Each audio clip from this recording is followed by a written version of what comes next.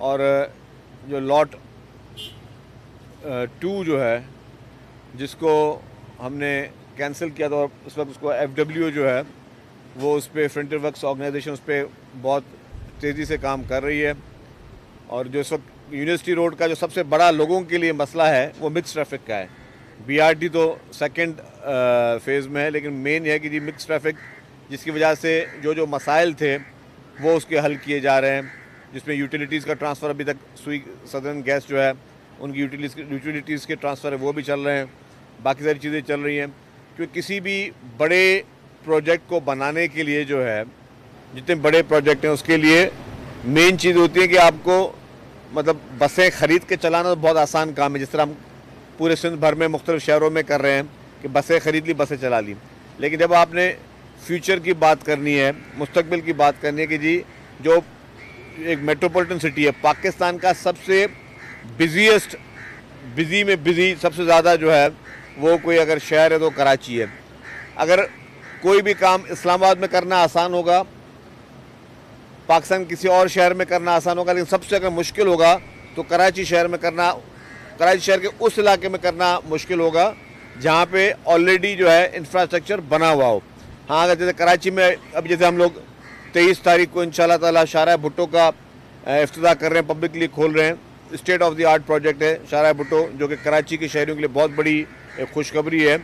तो वो सारा आपका जो है वो बाईपास का रोड था, वो करना इतना मुश्किल नहीं है। लेकिन जहाँ पे आपका शहर है, जहाँ पे आबादी है, जहाँ पे यूटिलिटीज़ है, जहाँ पे सारी यूनिवर्सिटीज़ है, तो वहाँ पे उस प्रोजेक्ट को करना जो है वो डेफिनेटली एक बहुत बड़ा चैलेंज अभी भी है। क्योंकि किसी भी जगह पे अगर आप सड़क को बनाने जाते हो तो आपको वहाँ पे पानी के पाइप्स हैं, के इलेक्ट्रिक मतलब वाटर बोर्ड के, फिर के इलेक्ट्रिक के इश्यूज़ हैं कि के इलेक्ट्रिक की तारें जा रही हैं, ऑप्टिकल फाइबर्स हैं, सुई सदर्न गैस के जो है उनके पाइप्स हैं, तो मुख्तलिफ सारी यूटिलिटीज़ हैं। और आप इतने बड़े थिकली पॉपुलेटेड एरिया में ये नहीं कर सकते कि यार एक दिन में या एक हफ्ते में सारी यूटिलिटीज़ को हटा दें, तो ताकि ना लोगों के पास पानी हो, ना लोगों के पास बिजली हो, ना लोगों के पास गैस हो। और जो लाखों की तादाद में लोग रह रहे हैं, इसकी आबादी इस यूनिवर्सिटी रोड की जो है वो लाखों की तादाद में है, कि लाखों की तादाद में जो लोग रह रहे हैं, फिर वो बेचारे जो है वो या तो सरापा एहतजाज हो या क्या चीज़ें हो। अभी हम रास्ते में आ रहे थे, हमें वाटर बोर्ड की एक लाइन 48 इंच की ट्रांसफ़र करवानी थी, तो उन्होंने कहा जी 4 दिन लगेंगे, कि इमीडिएटली करेंगे तो पूरे एरिया को हमें पानी बंद करना पड़ेगा। तो इस तरह के चैलेंजेस जो हैं वो जेन्युइनली चैलेंजेस इन इलाकों में हैं। शहर में भी जो थिकली पॉपुलेटेड पुराने एरिया उसमें करने के लिए चैलेंजेस उसमें काम कर रही है। इंशाल्लाह ताला हमारी कोशिश है कि जो मिक्स ट्रैफिक लेने वो अगस्त के महीने में हम जो है वो कंप्लीट कर लेंगे। तो इस वक्त पाकिस्तान पीपल्स पार्टी की हुकूमत सिंध की जानिब से सिंध भर में बड़े तरक्याती काम हो रहे हैं, सिंध भर में बड़े मेगा प्रोजेक्ट चल रहे हैं, मुख्तलिफ महकमों में मेगा प्रोजेक्ट चल रहे हैं। और मैंने कहा जैसे कराची के लिए ख़ास तौर पर जो है खुसूसी तौर पर कराची में state of the art hospitals भी बन रही हैं, state of the art universities भी बन रही हैं, state of the art sports grounds भी बन रहे हैं, स्टेट ऑफ द आर्ट सड़कें बन रही हैं, बड़े बड़े प्रोजेक्ट्स बन रहे हैं। और जैसे हमने कहा कि 23 तारीख को इंशाल्लाह ताला शाहराह भुट्टो का इफ्तिताह हो जाएगा, तो ये आपके 1 घंटे की ट्रैफिक, सिर्फ वो लोग जो कराची से इसके मुस्तफ़िद कराची के शहरी भी काफ़ी होंगे, क्या कि जिसको एयरपोर्ट जाना है उसको करीब हो जाएगा, जिसको कायदाबाद जाना है उसको करीब मिलेगा, जिसको स्टील मिल जाना है, जिसको धाबेजी जाना है उनको करीब उनका ट्रैफिक का जो है वो प्रेशर कम होगा, वो जल्दी पहुँचेंगे। लेकिन उसके अलावा जिनको सिंध के किसी भी ज़िला में जाना है उनको फ़ायदा है, फिर जिनको पूरे पाकिस्तान में जहाँ पे भी जाना है तो उनको कम से कम कोई 1 घंटे की उनकी ट्रैफिक का जो हैसल है वो ख़त्म हो रहा है। तो ये बहुत बड़ा मेगा प्रोजेक्ट है। और जिस तरह मैंने कहा कि हमारा फिर एक और चीज़ है कि हम एक एलिवेटेड रोड नया शुरू करने जा रहे हैं, वो भी एंड ऑफ दिस मंथ जो है उसका ग्राउंड ब्रेकिंग इंशाल्लाह ताला उसकी होगी। वो है कि जी हम आपके कराची के पोर्ट से लेकर जो है जो जाम सादिक ब्रिज है कोरंगी तक, वहाँ पे पूरा एलिवेटेड रोड बनाने जा रही है। वो भी स्टेट ऑफ द आर्ट एक प्रोजेक्ट कराची के लिए शुरू करने जा रही है हुकूमत सिंध। तो हुकूमत सिंध फुल फोकस में है कि जी हमें सारे उन प्रोजेक्ट को, जो प्रोजेक्ट्स बहुत इम्पोर्टेंस रखते हैं, जो प्रोजेक्ट हमारे जो है लोगों के लिए, आइंदा लोगों के लिए फ़ायदे में, उसको कर रहे हैं। ज़ाहिर उसमें तकलीफ़ें हो रही हैं, उसमें वक्त लग रहा है, कुछ जगहों पे वक्त ज़्यादा लगा, जिसके हमने कहा कि हम माज़रत ख्वाह भी हैं, लेकिन वो जो वक्त ज़्यादा लगा, लेकिन उसके भी समराज जो हैं वो फिर फ्यूचर जनरेशन को होंगे। क्योंकि पूरी दुनिया में जितनी भी मेट्रोपॉलिटन सिटीज़ हैं उनका मास ट्रांजिट प्रोग्राम जो है उन सब में होते हैं। आप देखें कि जहाँ कम सड़कें भी है तो वहाँ पे कहीं पे अंडरग्राउंड आपकी रेलवे स्टेशन वगैरह चल रही है। जहाँ पे ज़्यादा जो बड़े वगैरह रोड है वहाँ पे आपके BRT चल रही है। तो ये BRT जो है ये आज के लिए नहीं है, ये BRT आपके फ्यूचर के लिए है कि मुस्तकबिल के आपकी जो नौजवान नस्ल है ये 100 साल तक भी वो लोग उस चीज़ से मुस्तफ़िद होते रहेंगे कि जी आपके पास स्टेट ऑफ द आर्ट कोई मास ट्रांजिट सिस्टम है। तो ज़ाहिर है इस वक्त तकलीफ़ें हो रही हैं, लेकिन मैं आपको ये वाज़े करता चलूँ कि हुकूमत का ये अवलीन तरजीह है कि हम जो भी state of the art facilities हैं वो अपने शहर को दें। और उसमें लोग तनकीद जो करते होंगे डेफिनेटली हर एक ने अपना अपना काम करना है, लेकिन हमें इस वक्त है कि हम अपने उन सारे प्रोजेक्ट्स को कंप्लीट करें। पाकिस्तान की पहली EV बस भी सिंध हुकूमत ने शुरू की, पिंक बसेस भी जो है वो सिंध हुकूमत ने शुरू की, पिंक स्कूटर्स भी शुरू की। इंशाल्लाह नेक्स्ट मंथ हमारी कोशिश है कि आपको टैक्सीज़ भी ले आएँ, जो कि इस वक्त पाकिस्तान में किसी भी शहर में सरकार की कोई टैक्सी स्कीम नहीं चल रही है, लेकिन हमारी जो टैक्सी स्कीम जो है वो भी हम लेके आएँ। तो ये सारी हमारी जो है अवलीन तरजीह हैं कि हम जो है वो ट्रांसपोर्ट के इस चीज़ें में शोबे में हम अपने लोगों को ज़्यादा से ज़्यादा जो है वो सहूलियत दें। इसके लिए प्रेसिडेंट आसिफ अली जरदारी साहब, चेयरमैन बिलावल भुट्टो जरदारी साहब, People's Party leadership, chief minister साहब, सबकी जो है वो यही उनकी जो है अहकामात हैं कि आप अपने लोगों को ज़्यादा से ज़्यादा सहूलियत दें, क्योंकि लोग डिज़र्व करते हैं। और जो कराची है वो शहर नहीं, वो मुल्क है। कराची की जो आबादी है, कराची की जो डायनामिक्स हैं, कराची की जो चैलेंजेस हैं, कराची में जो इन्फ्लक्स ऑफ लोगों का है पूरे पाकिस्तान से, तो एक बहुत बड़ा एक चैलेंज है। उसके लिए दिन रात जो है आप देख रहे हैं कि कोई ऐसा दिन नहीं जब काम जो है उस पर ना हो रहा हो। हर हफ्ते चीफ मिनिस्टर साहब खुद भी आते हैं, मुख्तलिफ प्रोजेक्ट्स को विज़िट कर रहे हैं। उनकी पूरी टीम, चीफ मिनिस्टर साहब की टीम जो है वो पूरे प्रोजेक्ट को विज़िट कर रही है। लोकल गवर्नमेंट डिपार्टमेंट, KMC, बाकी जितने भी डिपार्टमेंट्स हैं वो सारे उस प्रोजेक्ट पे काम कर रहे हैं। शजील साहब ये बताइएगा कि आप रहेंगे तो सारे मनसूबे मुकम्मल होंगे ना? फजल रहमान और पीर पागारा की मुलाकात हो रही, GDA कह रही है कि ये जो बजट के बाद आप होंगे ही नहीं, तो ये मनसूबे कौन मुकम्मल करेगा? यार लास्ट इलेक्शन में भी ये सारे साथ थे ना। लास्ट इलेक्शन जब हुई थी तब भी ये JUIF भी उनके साथ एक इत्तेहादी थी, GDA भी थी, बाकी सारी पार्टियां थी। तो आपने देख लिया क्या रिजल्ट आया। इस वक्त हमारा जो फोकस है वो इलेक्शन नहीं है। इलेक्शन की बात हम तब करेंगे, सियासी बात तब करेंगे जब इलेक्शन अनाउंस होंगे। इस वक्त हमारा फोकस है कि सिर्फ और सिर्फ हम किस तरीके से काम करें, पब्लिक को रिलीफ दें। पब्लिक को जो है हम आज इतवार के दिन भी आप देखेंगे, इतवार के दिन गवर्नमेंट मौजूद है, गवर्नमेंट के एहलकार मौजूद हैं, FW के पूरे आला एहलकार सिंध के जो है वो मौजूद हैं।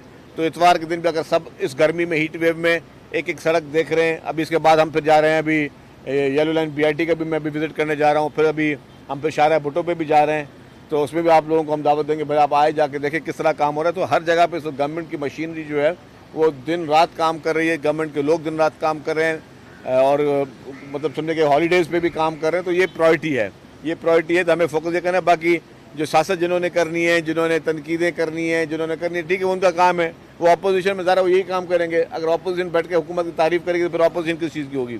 तो ठीक है, उनको अपना काम करने दें, हमें अपना काम पे फोकस करने दें। हाँ, हम सियासी जवाब तब देंगे जब हम समझते हैं कि जी कि अब इलेक्शन अनाउंस हो गई है, तब अब इलेक्शन की बात करें। शजील साहब, ये ठेका कैंसिल होने के बाद कराची के शहरों में एक गैर यकीनी सूरत पैदा हो गई है कि BRT पे कब बस चलेगी वो देखेंगे, क्योंकि कब ठेका होगा, फिर कब जो है ये स्टेशन बनेगी। आपकी हुकूमत के इस टेन्योर में BRT पे बसें चलना शुरू हो जाएंगी, आप क्या कहेंगे, कोई टाइम फ्रेम देंगे? तो इंशाल्लाह हमारी कोशिश तो यही है, और बात हुकूमत की भी नहीं है। मैंने आपको फिर कहा कि चैलेंजेस हैं, जब चैलेंजेस होते हैं तो चैलेंज को फेस भी करना होता है। और आप देखें कि हुकूमत ने ज़ीरो टॉलरेंस पे जो है वो काम किया हुआ है। हमने लीनियंसी बहुत दिखाई, लेकिन अगर आप देखेंगे उसके बाद अगर कोई शख्स नहीं मान रहा है तो फिर डेफिनेटली हुकूमत का जो काम है फिर हुकूमत वो एक्शन भी लेती है। जहाँ एक्शन लेना पड़ता है एक्शन लेते हैं, जहाँ लीनियंसी दिखाते हैं, लेकिन ये काम जल्दी इस वक्त मुख्तलिफ अपोजिशन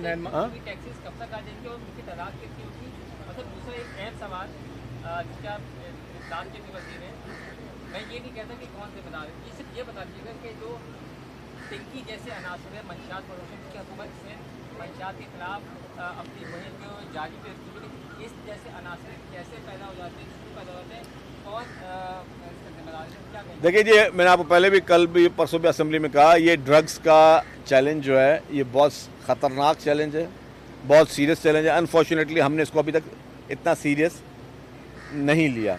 हम का मकसद में किसी एक हुकूमत की बात नहीं कर रहा, मैं पूरे पाकिस्तान की बात कर रहा हूँ। और पूरी दुनिया में आप देखें कि ड्रग्स के इश्यूज़ हैं। दुनिया के कौन सा ऐसा मुल्क है जहाँ पे आपको बहुत शायद कोई आप गिनती के कुछ 4-5 ऐसे मुल्कों शायद उसमें भी अभी भी मुझे नहीं लगता कुछ कोई भी ऐसा दुनिया का मुल्क एक भी है जहाँ पे ड्रग्स के इश्यूज़ नहीं है, एक भी शायद नहीं है। जिन जिन मुल्कों के लिए हम सुनते थे जहाँ पे जी के सज़ाए मौत भी होती थी, कैपिटल पनिशमेंट थी, वहाँ पे भी ड्रग्स के इश्यूज़ जो हैं वो हो रहे हैं। लेकिन ये एक बहुत बड़ा ये नौजवान नस्ल जो है उसको अट्रैक्ट करता है गलत चीज़ से। हर गलत चीज़ इंसान को अट्रैक्ट करती है और वो फिर अगर कोई जो शख्स नशे में जाता है तो वो सिर्फ उसको वो अपना उसकी ज़िंदगी अफेक्ट नहीं हो रही थी, उसकी पूरी फैमिली पूरे ख़ानदान की ज़िंदगी साथ तबाह हो रही होती। और जितना अर्सा मैं नारकोटिक्स का मिनिस्टर था, आपने देखा होगा कि हमने इसको बहुत ही संजीदगी के साथ और बहुत ही इसको एक बेसिक सब्जेक्ट लेकर लिया। इसकी अभी भी हुकूमत सिंध जो है वो हमारा जो नारकोटिक्स डिपार्टमेंट है और होम डिपार्टमेंट संजीदगी से ले रहे हैं। ये एक बहुत बड़ा नेटवर्क इनके चल रहे हैं और ये लोगों का काफ़ी लोगों का ये मेन कारोबार बन चुका है और उसमें नाम भी बड़े बड़े आए। मैं किसी को नाम नहीं लूँगा क्योंकि हमारा मकसद कतन ये नहीं है कि हम बैठ के जो लोग उनके ख़रीदार थे उनकी बैठ के यहाँ पगड़ियाँ उछालें और उनके लिए, क्योंकि जब अगर मैं बैठ के भी किसी का भी नाम ले लूँगा तो बहुत आसान है किसी के लिए नाम लेना। मैं नाम ले लूँगा कि जी फ़लाँ शख्स का भी नाम आया, वो भी मंशियात ख़रीदता था।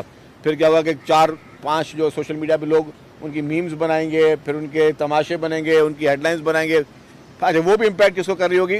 वो नशा तो घर का एक शख्स करता होगा, बल्कि उसके बच्चे, उसकी फैमिली, हम सबको जो है बैठ के उनकी पगड़ियाँ उछालते हैं। तो मैं पर्सनली इस चीज़ के खिलाफ हूँ कि आप किसी का भी नाम लें या क्या करें, लेकिन यस ये एक पूरा नेटवर्क है।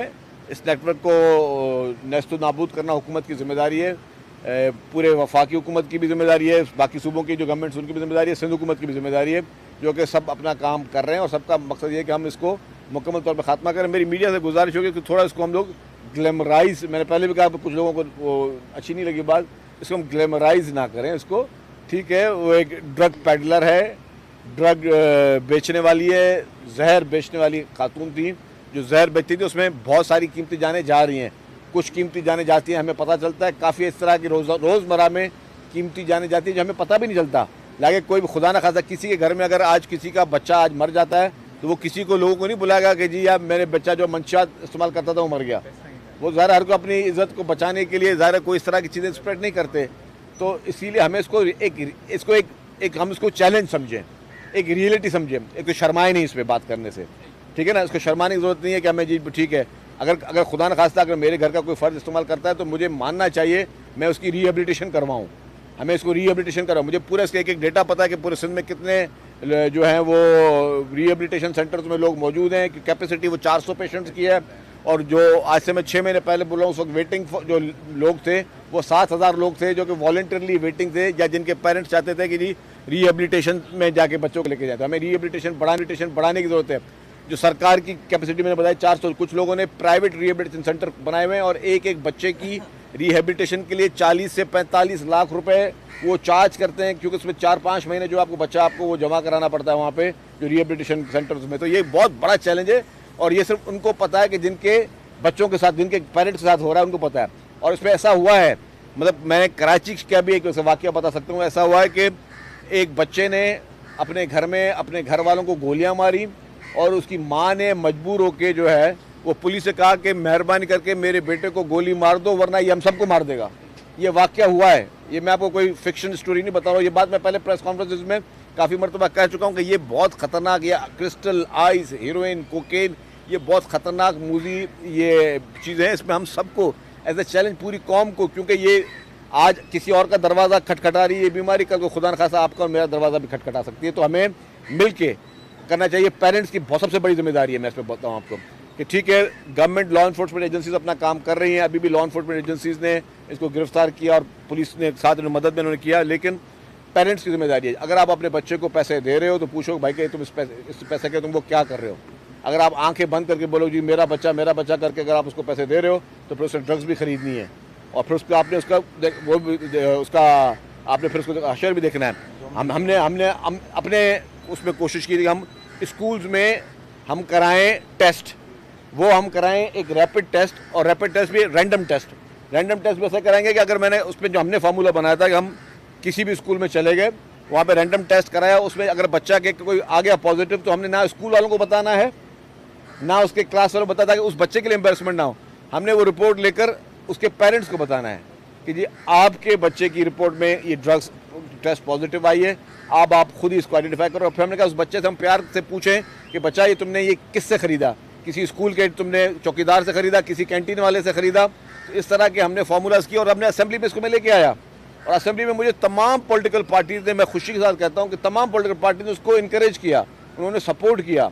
मतलब हमने तो इस तरह की चीज़ें की कि भाई ये चीज़ें होनी चाहिए, क्योंकि अगर आप चैलेंज को फेस करना चाहते हो, क्योंकि जब ये बंदे ज़ॉम्बीज़ बन जाते हैं फिर ये किसी के कंट्रोल में नहीं, ना अपने पेरेंट्स के कंट्रोल में, ना ये किसी और कंट्रोल में, फिर ये एज ए ज़ॉम्बी बल्कि ये रिएक्ट करते हैं, जो कि फिर ये पूरी मुआशरे के लिए चैलेंज है। चलते फिरते आपको पता चल जाएगा कि कोई ज़ॉम्बी बन के लोगों को बैठकर गोलियां मार रहा होगा।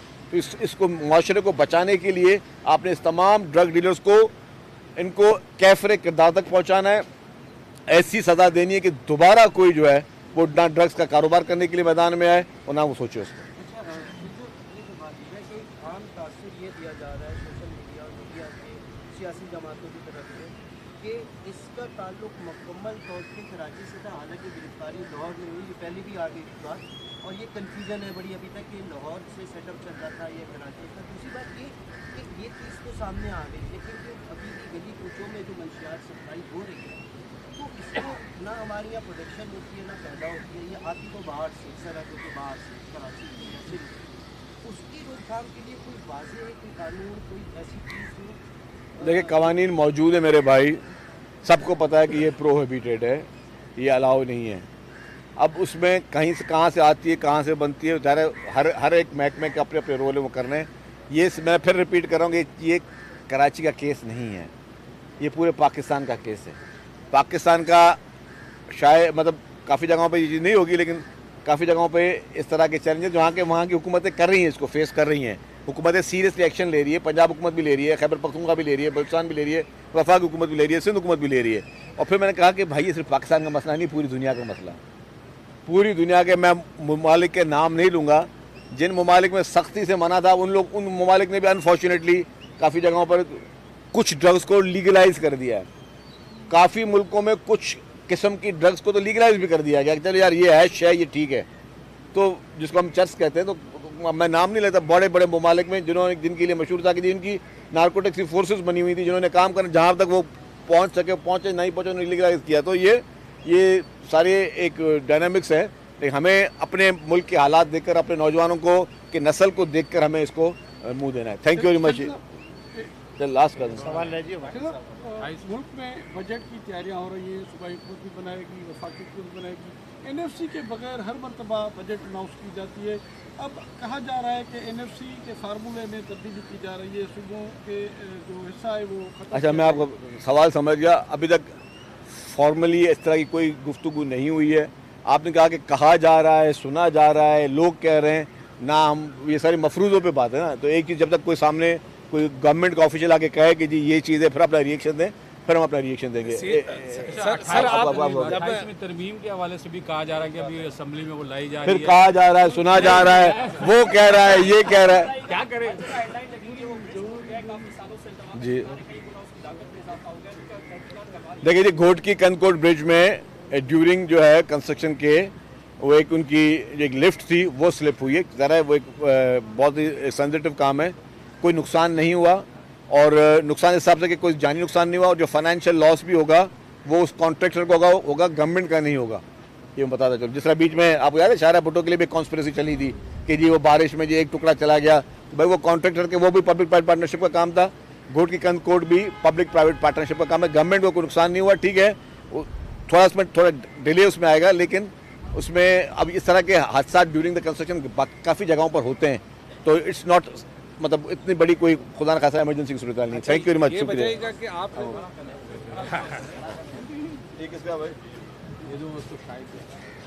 सीनियर सूबाई वज़ीर शर्जील नामिमन कराची में मीडिया से गुफ्तगू कर रहे हैं। उन्होंने कहा कि शाहरा भुट्टो मनसूबा इतना मुश्किल नहीं था, शहर के अंदर मनसूबा करना अब भी चैलेंज है। साथ ही साथ उन्होंने मनशियात से मुताल्लिक़ कार्रवाइयों का जिक्र भी किया। उन्होंने कहा कि मनशियात के ख़िलाफ़ भरपूर कार्रवाई जारी रहेगी। उन्होंने साथ ही साथ कहा कि 23 तारीख को शाहरा भुट्टो का इफ्तिताह